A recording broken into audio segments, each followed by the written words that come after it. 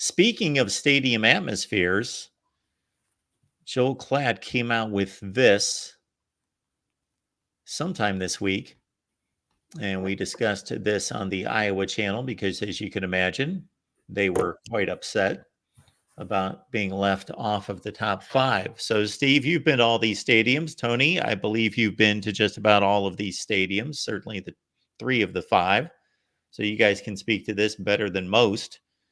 The top atmosphere. So before you guys cut loose on this, I'm thinking we're not rating tailgating. This is Joel Klatt. He's in the booth. I'm guessing we're talking strictly about attendance and the rabid nature of the fans.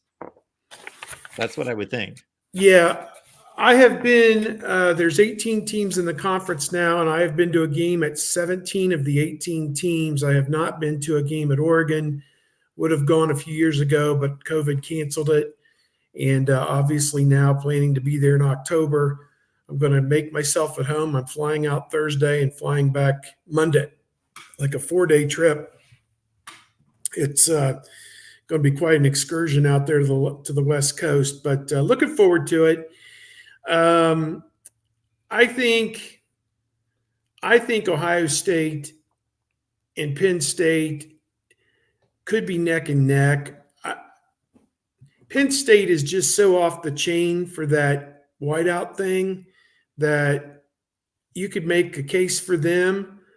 But Ohio Stadium for a big game, there's just not many better places really in the world to watch college football.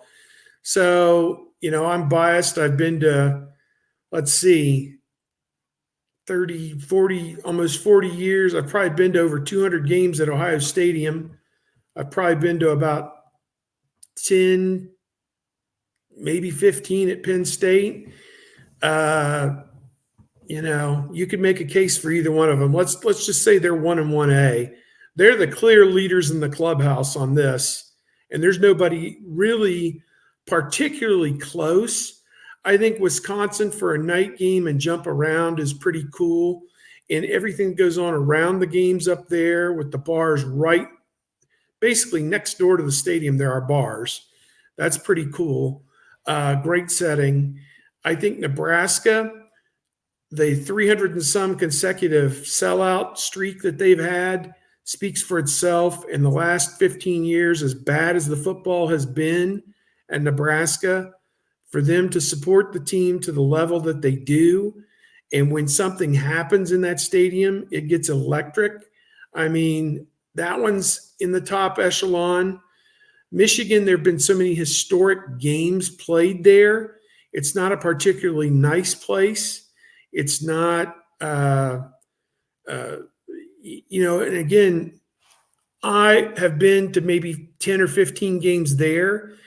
And when we go there, it's the end of November. It's usually 30 degrees, and about half the time it's snowing. So to me, it's a dark, dire, awful place. I mean, that's my thought of walking into Michigan Stadium. It's like, oh my God, this is awful, but it's the embodiment of Big Ten football too, Woody and Bo, all those historic games that happened on that field, and they've played there, forever. There's history there. It's the Big House. It's the largest stadium in the country, so it deserves its credit. Big Ten atmosphere, as far as an atmosphere, I don't put it up there with, any of those other 4 I mentioned before that. Iowa's pretty special, I think. They support the team. Keith Jackson called them the Bumblebees. The fans show up in their yellow and black, regardless of whether the team's 3-9 or 9-3.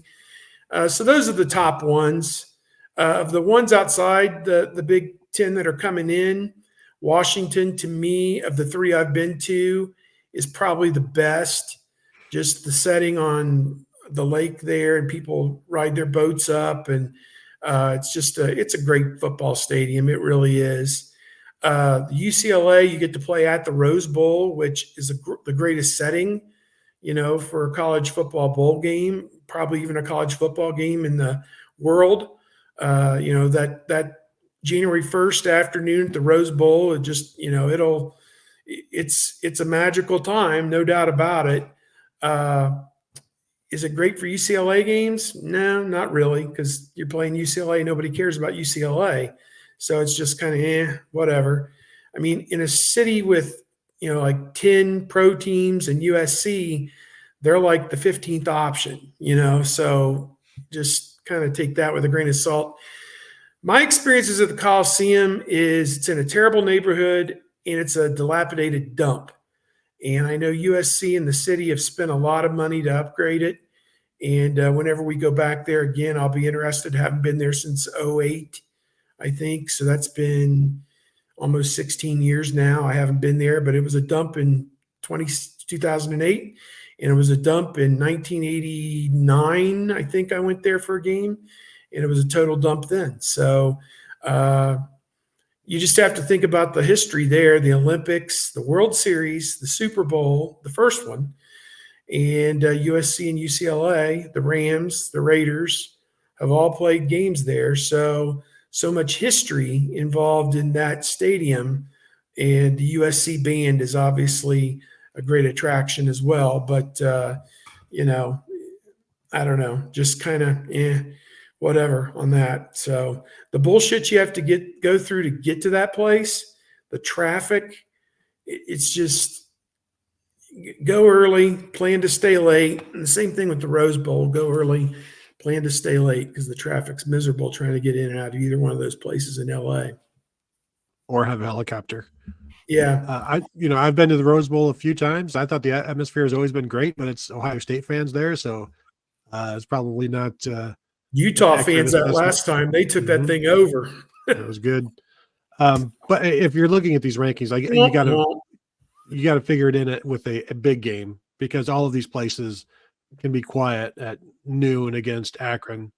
I don't often see lists like this with Michigan on them from people who have been to all of these stadiums, which Joel Klatt has, and I would say Michigan's gotten better for sure than over the last few years. Call it the Connor Stallions effect if you want. I don't know, but with the winning, the fans have gotten happier, and so they get louder. Wisconsin should be on here somewhere. Those people are crazy. Iowa was amazing in 2017 against Ohio State. That crowd was awesome, and Nebraska is always great. And so it's to see a top five. Obviously, you can only have 5 on the top 5, but leaving those 3 teams out is right away. Those are 3 of the ones that I think of. But I also know that Outson is crazy. I've heard great things about Washington. I'm looking forward to getting to Oregon this year to experience that. But Wisconsin needs to be on this list. I don't know that Penn State is number 1, although it's just understood. And I wonder if maybe it needs to be debated more eventually because it's just it's the whiteout game against Ohio State every 2 years, and it's the best atmosphere. It's at night, and all of the ingredients are there to be an incredible crowd.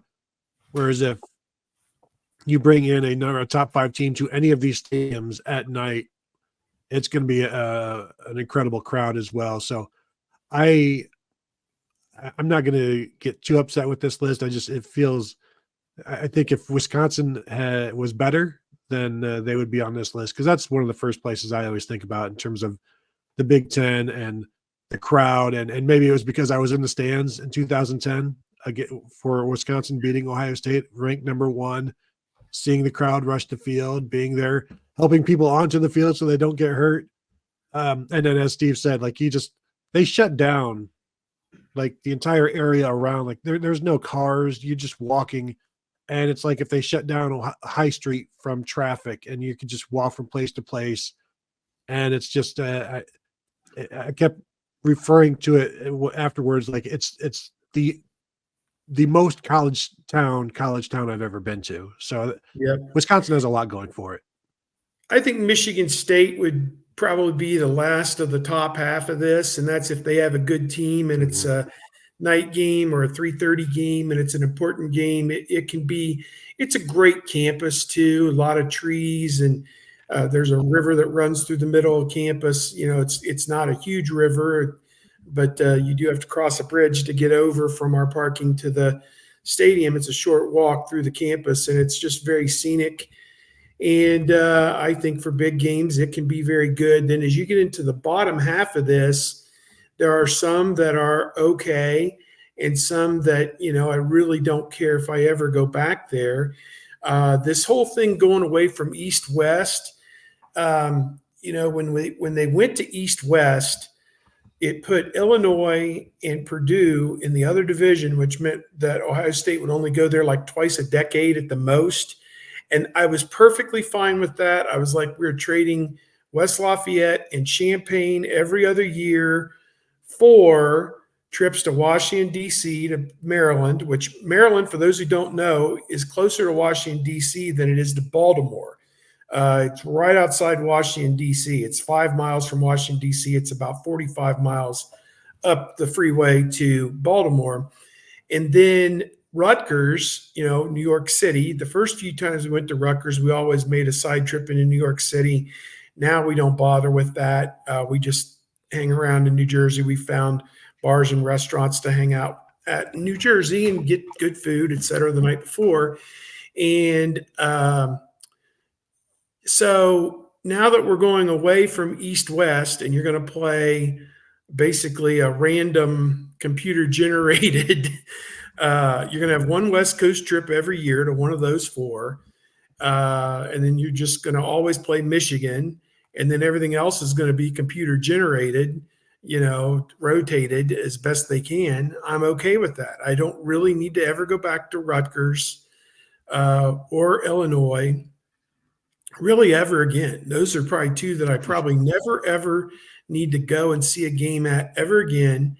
I think Illinois is kind of cool because of it's like Soldier Field with the concrete colonnades and all that. And that Red Grange and Dick Butkus played there, but nobody close to Red Grange or Dick Butkus has played there in the last 60 years. So that kind of makes it, anticlimactic going over there. And then Indiana is kind of down there at the bottom of the list. The traffic trying to get in and out really sucks. So those three I'd put down, toward the bottom. I kind of like Northwest. It's kind of like Wrigley Field. You're in a neighborhood. You can walk to the game, etc. In this neighborhood, and if they have a good team and maybe a night game, then it kind of perks up. I was also there when it was 52-3 a few years ago, and it wasn't any good at all. But what can you do? They kind of run hot and cold there at Northwestern with their teams, and they're renovating and putting in what looks like. It looks to me, Tony, like, in Columbus, we have the Columbus Crew Stadium, lower.com field. It looks like that's exactly what they're doing with Ryan Field, is kind of building this thing where a lot of the seats will have a cover over them and maybe be a hole in the roof overhead where the field is what it looks like to me. And they'll be able to do events beyond just football there at Ryan Field. It'll become more of a venue as well. So, it's a couple of years out. I guess they're going to play at Wrigley Field this year, which I have been wanting that. They started playing games at Wrigley Field in the late 2000s. I think they started playing like an Illinois game there occasionally and some other schools. And I'm excited, to get to go do that. That'll be great. But then the rest of the schools, Maryland, I don't mind. If Maryland had a good team, it'd be fun. Minnesota's new stadium is great. I mean, it's a fabulous football stadium to go watch a game. If they had great teams, I'm sure it'd be wonderful. Purdue is okay when they've had good teams for night games, and they've upset Ohio State several times there here in the last 25 years. And those have always been kind of off the chain and that type of thing. So I think that hits just about all 18 of them, I think. I don't know if there's one I left out, but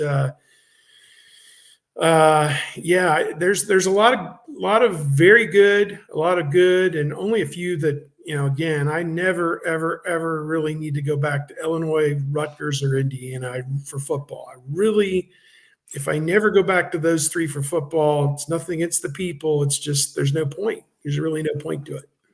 I will say, totally kind of off the subject, but not, Indiana's postgame is fantastic. It's a nice big room. And, yes.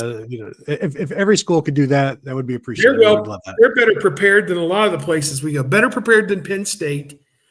I have to think some of the other ones. Illinois, certainly they're better prepared than Illinois. Better prepared than Purdue. Better prepared than Rutgers. Better prepared than Maryland. My God, there's 5 really, really bad. Oh, 5 really, really bad post games. But Do stuff outside at Maryland. yeah, just ridiculous. Some of these places, like we're paying all of your freaking bills. Can you at least just build a freaking room? We'll give you $100,000. Just build one room with some ventilation and some audio hookups. A 40 by 40 room. Just a good sized room with some chairs. We're not asking for the world. We're not asking, just a nice sized room that we can operate in. Please. I mean, you're making millions of dollars. We're paying you millions and millions of dollars. We're paying every one of your bills. Please, just put a room in, please.